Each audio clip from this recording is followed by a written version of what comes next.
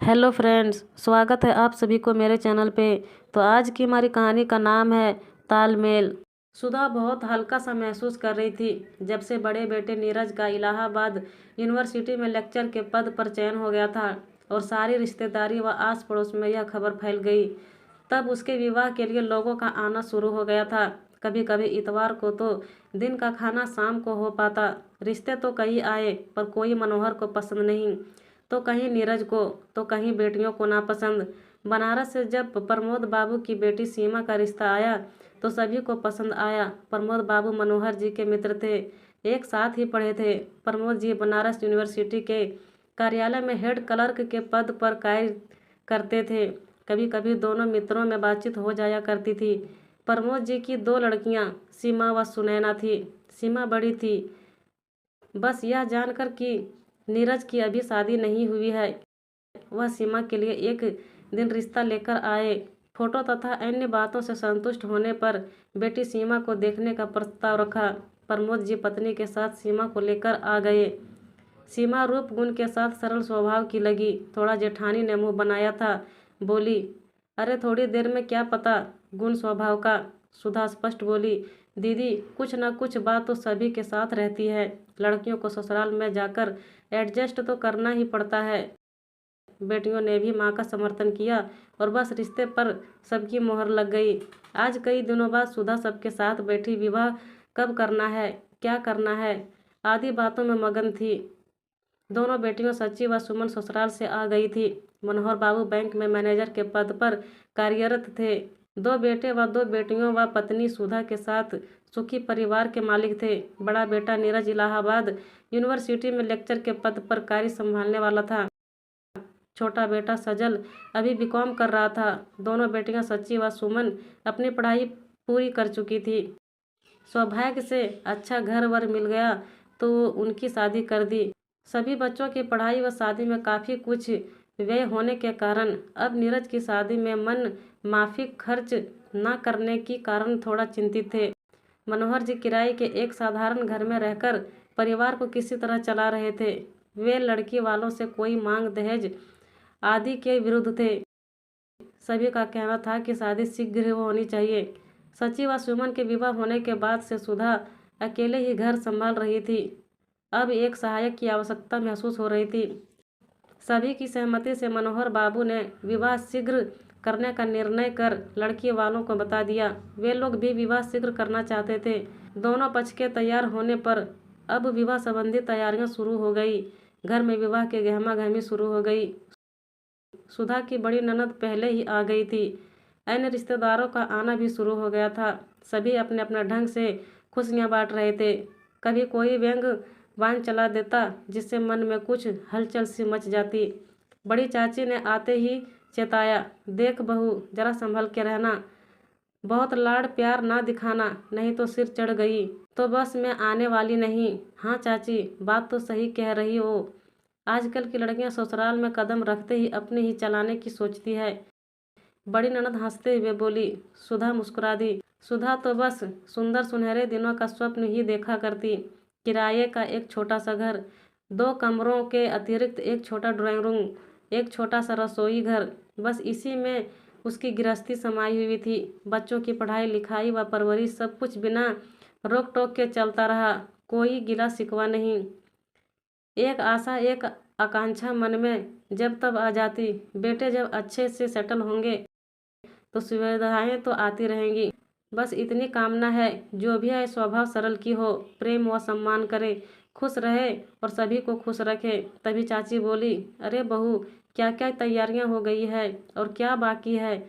सुधा वर्तमान में लौटी। वह शादी के तैयारियों और खरीदारों के बारे में चाची को बताने लगी। चाची व बड़ी ननद ने अपनी अपनी राय दी। सभी रिश्तेदार आ चुके थे। पूरे घर में हंसी ठहाके गूंज रहे थे। विवाह का दिन आ गया। यह लाओ, अरे ये कहाँ है, अभी तक यह नहीं आया आदि बातों का शोर मचा था। सभी व्यस्त थे। गर्मी के दिन थे। बारात को बनारस ले जाने में बड़ी परेशानी महसूस हो रही थी। अतः सबकी राय में मनोहर बाबू ने समधी प्रमोद जी को यह समस्या बताते हुए कह दिया कि आप लोग यहीं आ जाइए, यहाँ किसी गेस्ट हाउस में प्रबंध कर दिया जाएगा। प्रमोद जी के सहमत होने पर मनोहर जी ने लखनऊ में ही एक गेस्ट हाउस तय कर लिया। सभी लोग आ गए थे। लड़की वालों के यहाँ भी खूब गहमागहमी थी। बधू सीमा सहेलियों से घिरी, कभी हंसती, कभी मुस्कुराती रहती, कभी कुछ सोचने लगती। ताई की बहू रीना भाभी कभी कुछ कुछ बोल जाती। देख सीमा, दब के मत रहना, जो तेरा मन कहे कह देना। अब तो उस घर की बड़ी बहू है, तेरा मान सम्मान भी वैसा ही होना चाहिए। सीमा चुपचाप सुनती। वह पढ़ी लिखी सुलझे विचारों वाली थी। मेहंदी की रस्म करते करते बड़ी भाभी, छोटी भाभी सभी कुछ न कुछ सीख देती जाती। देख सीमा, तू ठहरी चुप्पी सीधी साधी, सास से ज़्यादा ननदें हावी हो जाती है, जरा संभल के रहना। चुप रहने से काम नहीं बनने का, तू किस बात में कम है। और वह चुप हो सोचने लगती। मन ना जाने कैसा हो उठता, पर अपने को समझा लेती। हंस कर कहती, हाँ हाँ देख लूँगी। बारात की तैयारी हो रही थी। वह लाओ, अरे इधर रखो, उनको बुलाओ। यह नहीं किया, आदि का शोर मचा था। सुधा परेशान सी हो रही थी। विवाह आदि में इतनी रस्में होती है कि शोर शराबा तो होता ही है। थकावट कितनी हो जाती है। सुधा थक कर एक और बैठ गई। बारात निकलने वाली थी। बेटे को निहार कर वह मगन हो रही थी। बैंड बाजे के साथ बारात चल पड़ी। बारात जाने के बाद परिवार की सभी स्त्रियां बरामदे में बैठ हास परिहास में मगन थी, पर कुछ सुधा के पास आकर अनचाही नसीहतें भी दे रही थी। पर वह चुप बैठी सोचने लगती। कोई आवश्यक नहीं कि सभी लड़कियों का मन एक जैसा हो, और वह सहज हो जाती। विवाह धूमधाम से संपन्न हुआ और बहू विदा होकर आई। कार दरवाजे पर आ गई। सची व सुमन बहू सीमा के साथ बैठी ही थी। सची की ननद की लड़की ममता भी बैठी थी। वह उतरकर घर में आकर बोली, सब लोग जल्दी चलिए बहू को उतारने। सभी लोग बहुत थके हैं, रात भर के जगे हैं। चाची बोली, अरे बहू उतारने के लिए वहाँ की साड़ी तो लाओ, जिसे सुधा पहनकर बहू उतारेगी। बहू उतारने के लिए उसके मायके से साड़ी आती है। हड़बड़ी मच गई। सुमन कार से उतरकर साड़ी लेकर आई। बोली, लो माँ, यह रही साड़ी, अब जल्दी से पहनकर बहू उतारो। साड़ी देखते ही सुधा का मुंह बन गया। बोली, यह कैसी साड़ी है, एकदम देहाती, और रंग भी कैसा है। वह पहनने में आनाकानी करने लगी। बड़ी ननद बोली, अब जैसी भी आई है पहनो और चलो, आरती कर बहू को उतारो। सुधा अनमने मन से पहनकर तैयार हो गई।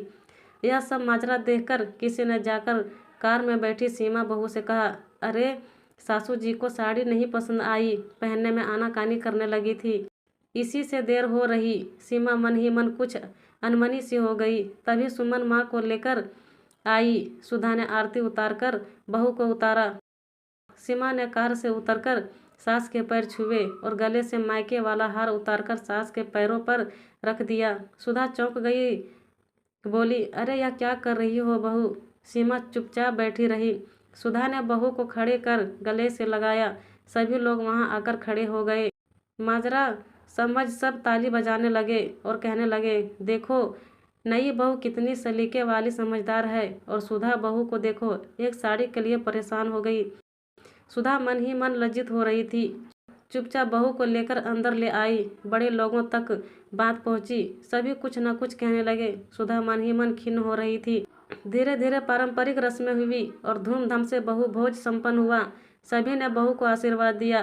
धीरे धीरे बहुत से रिश्तेदार चले गए। सुधा की बड़ी ननद व जेठानी अभी नहीं गई थी। सीमा बहू की नम्रता व व्यवहार से सभी बड़े प्रसन्न थे। सुधा भी मन ही मन मगन थी। जेठानी बोली, बहू से कुछ रसोई में बनवा लो, उसके बाद रसोई में जब चाहे कुछ भी बना सकती है। सुधा बोली, मैं भी यही सोच रही थी। सीमा ने सुना तो बोली, माँ क्या बनाऊँ, आज पहला दिन है, खीर बना लो। कहकर सीमा को लेकर रसोई में आ गई और खीर का सामान दे दिया। थोड़ी देर में सुमन भी आ गई। सुधा आकर सबसे बोली, बहू खीर बना रही है, आप सभी खीर खाकर आशीर्वाद दीजिए। खीर बन गई। सबको खीर बहुत पसंद आई। सभी ने प्रशंसा की और नेक दिए।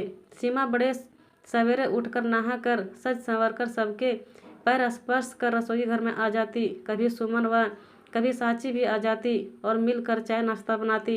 थोड़ी देर में खाना बनाने महाराजिन आ जाती।